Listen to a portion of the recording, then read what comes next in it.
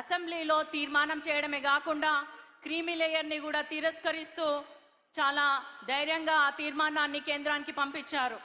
ఇంకొకటి మన రైతు రుణమాఫీ దాదాపు 21,000 కోట్లతోటి రైతు రుణమాఫీ చేయడమే కాకుండా 22 లక్షల మంది రైతులకి లబ్ధి చేకూరే విధంగా రైతుల సంక్షేమం ఒక కాంగ్రెస్ పార్టీ ప్రభుత్వంగా ఏర్పడితే ఎలా ఉంటుందో చేసి చూపెడుతూ తెలంగాణ మోడల్ని దేశానికి పరిచయం చేస్తున్నారు. బూటకపు గుజరాత్ మోడల్ కాకుండా తెలంగాణ మోడలే మన దేశానికి కావాలి అని నిరూపిస్తూ ఎన్నో సాహసోపేతమైన నిర్ణయాలు తీసుకుంటున్న రేవంత్ రెడ్డి గారికి హృదయపూర్వకమైన అభినందనలు తెలియజేస్తున్నాను.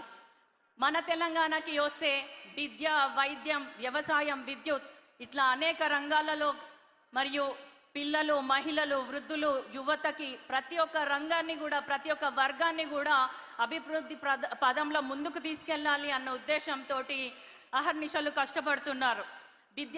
విద్య పరంగా చూసుకున్నట్లయితే మొన్నటికి మొన్న 55 నియోజకవర్గాలలో 55 స్కూళ్ళకి 200 కోట్ల చొప్పున ఇంటిగ్రేటెడ్ రెసిడెన్షియల్ స్కూల్ సిస్టమ్ని దాదాపు 11,000 కోట్లు నిధులు మంజూరు చేయడం జరిగింది.